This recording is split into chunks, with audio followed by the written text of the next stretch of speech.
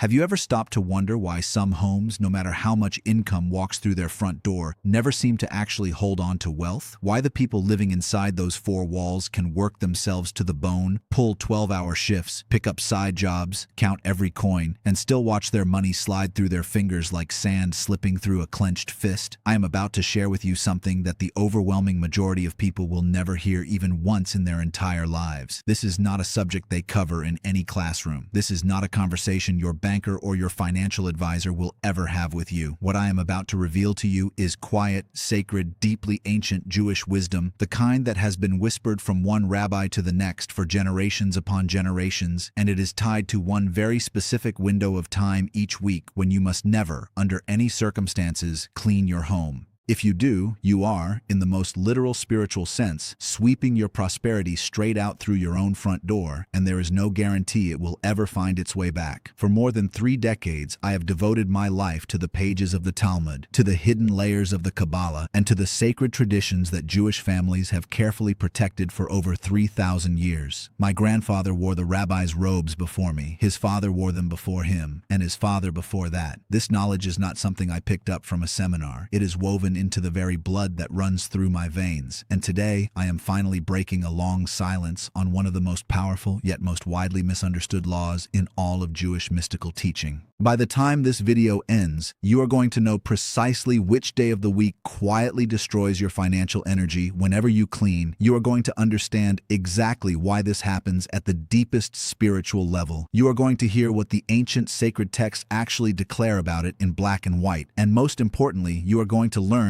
what you should be doing during that specific window instead to pull wealth toward you the way a powerful magnet pulls iron across a wooden table. But here is what I need from you in return. I need you to stay with me until the very end of this video, because the deepest secret of all, the one that locks every other piece into place, arrives in the final stretch. Miss it, and you will only walk away with half the puzzle solved. I have watched people reshape their entire financial reality in as little as 30 days simply by understanding what I am about to explain. And I have also watched people hear this same warning and brush it off, only to keep wondering year after year why their money keeps vanishing for no reason they can name. So do not go anywhere. When I was a young man of maybe 22 or 23 years old, I was genuinely struggling. I had studied the Torah since I could barely read. I knew the prayers, I knew the holidays by heart. But money, actual money, was a language I simply did not speak. I was putting in the hours. I was doing all the things I had been told to do. And yet every single month when the bills were paid and the groceries were bought, there was absolutely nothing left over. I can still picture the evening I sat across from my grandfather in his small study right after Shabbat had ended. The candles had melted down to stubs. The whole house had that hushed, still feeling that only settles over a home after the Sabbath. He looked at me with those eyes of his, eyes that always seemed to see past flesh and straight into the soul, and he told me something I have replayed in my mind 1,000 times since. He told me that true wealth is not merely about what you bring in. It is about what you know how to guard. And the guarding, he said, is not done with savings accounts or stock portfolios. It is done with the actions you take inside your own home on very specific days of the week. He went on to explain that the rabbis of old understood a truth that the modern world has almost completely forgotten. There are moments during the week when the spiritual energy of abundance is actively flowing into your household. And if you are cleaning during those moments, if you are sweeping, scrubbing, mopping, or dragging garbage bags out to the curb, you are physically expelling that blessing before it even has the chance to settle into your walls. I will be honest with you. At the time, I thought my grandfather was being old-fashioned. I was young, I was proud, and I assumed I knew more than my elders. But he issued me a challenge. He said to try it for one single month. Just 1 month. Stop cleaning during that specific window and simply observe what happens. So I did. And within 3 weeks, I received an unexpected payment from a small project I had long since written off in my head. A neighbor I barely knew referred me to a business opportunity I could not have stumbled into on my own. And my overall expenses for that month were lower than they had been in over a year. That was the moment I stopped dismissing this as old country superstition. I realized I was dealing with something very real. Before I go another inch deeper, I want you to know that everything I am teaching you in this video is only a beginning. If you are serious about weaving these ancient Jewish wealth principles into the fabric of your daily life, I put together a complete book called The Ancient Wealth Code. Inside, you will find all 10 foundational principles that Jewish families have relied on across 3,000 years to build, safeguard, and transfer wealth from one generation to the next. This is not abstract theory dressed up in fancy language. This is the practical playbook. You can find it right now in in the description below and pinned to the top comment. Grab your copy today because possessing knowledge without taking action is the same as owning a treasure map and never leaving your house. The Talmud teaches that every home carries its own spiritual atmosphere, an invisible energy field that either attracts prosperity or actively repels it. The sages of old referred to this field as the mazal of the household. And through centuries of patient observation and rigorous spiritual practice, they discovered that this mazal is never static. It rises and falls based on the day of the week, based on the actions of the people inside, and even based on the time of day when particular tasks are carried out. The average person has absolutely no idea this invisible dimension even exists. They assume a broom is simply a broom and sweeping is simply sweeping. But in the Jewish mystical tradition, every physical gesture carries a spiritual twin. When you push a broom across your floor, you are not merely relocating dust particles, you are moving unseen energy. And if you move that energy on the wrong day, you are removing the very blessing that was quietly trying to take up residence inside your life. Right now, while you are still watching, I want you to type into the comments the words, "I protect my abundance." Just that simple phrase, "I protect my abundance." Because the very act of declaring it out loud, or in writing, is the first small step toward aligning yourself with this ancient principle. Now let me speak to you with complete honesty, because I already know exactly what has brought you to this video. You are here because something in your financial life is not working the way you sense it should be. Maybe you are earning a respectable income, but it evaporates before you can ever build anything lasting with it. Maybe you have been stuck at the same income ceiling for 5, 8, even 10 years, and no strategy you have tried seems to crack it open. Maybe you feel as though there is some invisible glass wall standing between you and real, breathable financial freedom. I know this feeling because I have sat across wooden kitchen tables from thousands of people in that exact condition over 3 decades, and here is the single most important thing I have learned. The problem is almost never a shortage of effort. It is almost never a shortage of intelligence either. The real problem is that you are unknowingly crossing spiritual laws that quietly regulate the flow of wealth. You have been sold a very simple story about financial success. Work harder, save more, invest wisely. And yes, those things genuinely matter. I will never stand here and tell you they do not. But here is precisely where that conventional advice breaks down every single time. Working harder without spiritual alignment is like sprinting full speed on a treadmill. You will end the day soaked in sweat and completely spent, having traveled exactly 0 real distance. The book of Proverbs says it plainly. It is the blessing of the Creator that produces true wealth, and painful labor by itself adds nothing meaningful to that blessing. That passage has been echoed inside rabbinic commentary for thousands of years. Saving money while your home is energetically bleeding out. Blessing is like carefully filling a bucket that has a hole punched into the bottom. You can pour all day, but the water level will never rise. And investing wisely becomes almost meaningless if the spiritual climate inside your own household is actively working against you. I have personally watched brilliant, disciplined investors lose everything because their domestic environment was silently toxic. The great modern lie, the one that has seeped into almost every television screen and every classroom, is that the physical world is the whole story. If you can see it, touch it, weigh it, and measure it with a ruler, it is real, and everything else is just pleasant fantasy. The Jewish tradition has understood for 3,000 years that this framing is exactly backwards. The physical world is actually the final stop, the last place where things take form. Everything originates first in the spiritual realm. The Talmud teaches that 40 days before a child is even born, a voice from the heavens announces what that child's fortune will be. That does not mean your destiny is locked inside a vault and the key has been thrown away. What it means is that there is a spiritual layer of wealth operating before and above the physical one, and the ancient rabbis translated this understanding into specific, repeatable practices that absolutely anyone can follow. Over the decades, I have watched transformations that would leave most people completely speechless. People who were drowning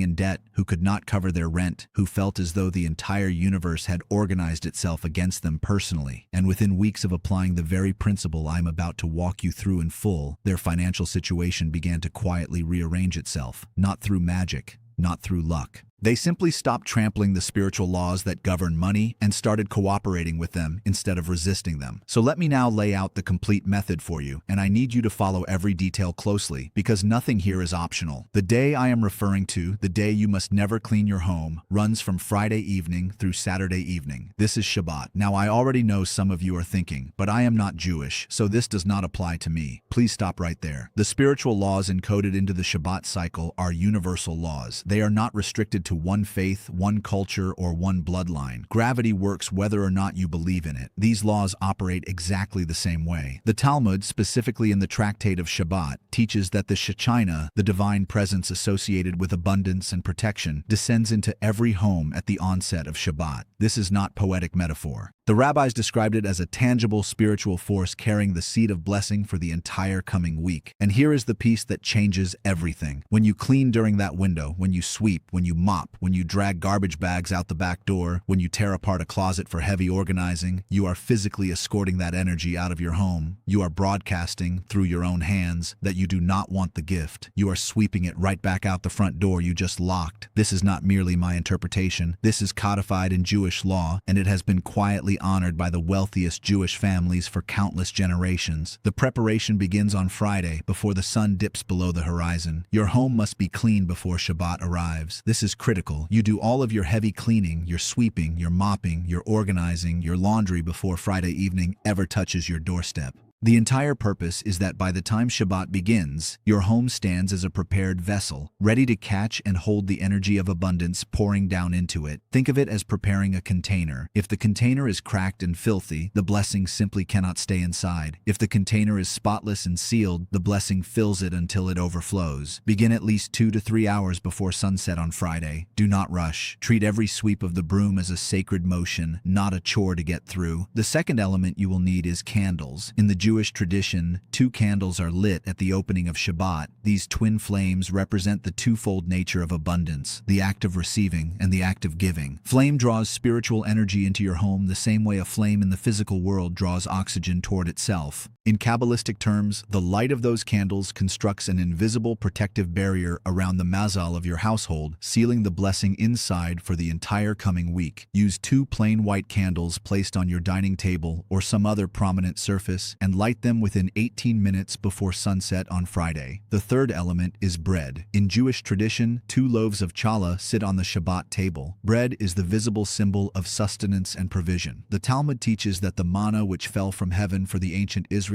fell in double portions on Friday so that no one would need to gather on the Sabbath itself. By placing 2 loaves on your own table, you are reenacting that principle of doubled provision inside your personal home. You are signaling to the spiritual realm that you fully trust the abundance that is already en route to you. Any bread will do the job. Lay out 2 loaves or 2 dinner rolls on your table before Shabbat begins and cover them with a clean cloth. The fourth element is rest. This one is the hardest for modern people to swallow, and it is also the single most important. From Friday evening through Saturday evening, you rest. You do not clean, you do not sweep, you do not mop, you do not take out trash, you do not launder towels. The Talmud is explicit about this boundary. The act of resting is not passive behavior. It is a very active, very bold declaration of trust. You are telling the universe with your body language that you do not need to hustle every waking moment in order to survive. You trust that the blessing is doing its quiet work on your behalf even while your hands are folded and still. I have personally watched restless people who physically could not stop cleaning, could not stop moving, could not stop tinkering, and their bank accounts reflected that exact restlessness. Money came and went,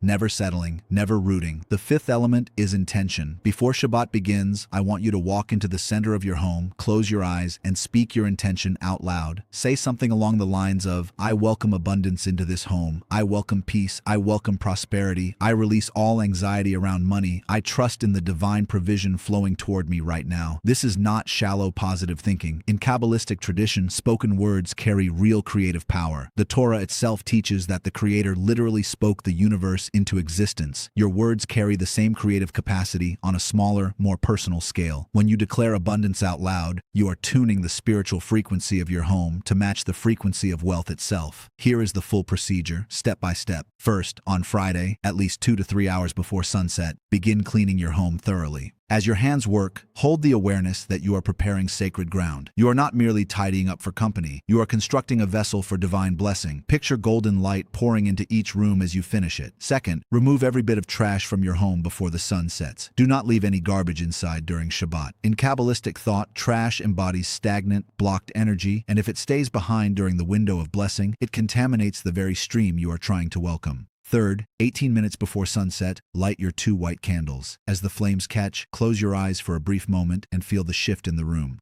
Pay attention. The air itself feels different. That is the Shekhinah arriving. Fourth, place your 2 loaves of bread on the table, cover them with a clean cloth, and silently affirm your trust in the double provision on its way to you. Fifth, stand in the center of your home and speak your declaration of abundance out loud, feeling every syllable in your chest. Sixth, from that moment until Saturday evening, do not clean, do not sweep, do not launder, do not haul trash. Rest, read, share meals, laugh, be still. Every time the itch to tidy something rises inside you, recognize it for what it is. It is the whisper of scarcity, the old lie that says if you stop moving for a moment, you will lose everything. Silence it. Seventh, when Shabbat ends on Saturday evening, pause and give thanks before you resume anything. Thank the Creator for the blessings of the past day. Thank the presence that entered your home. Then set your intention for the week ahead. Now hear this warning clearly. Do not clean during Shabbat and then complain that nothing changed. One small violation resets the entire cycle. Commit fully for at least 30 days before you judge a single thing. And do not approach this practice with greed bubbling in your heart. The Talmud teaches that the one who chases wealth will never catch it, but the one who prepares space for wealth will be overtaken by it. Come with gratitude, come with trust, come with an intention to use whatever flows to you for genuine good. And finally, do not scatter this knowledge carelessly to people who will mock it or twist it. If this teaching has opened something inside you, subscribe to this channel right now, turn your notifications on, and meet me here next week for the next teaching. And this Friday before the sun sets, begin, light the candles, lay out the bread, speak the declaration, then rest and watch what the next 30 days quietly deliver to your doorstep.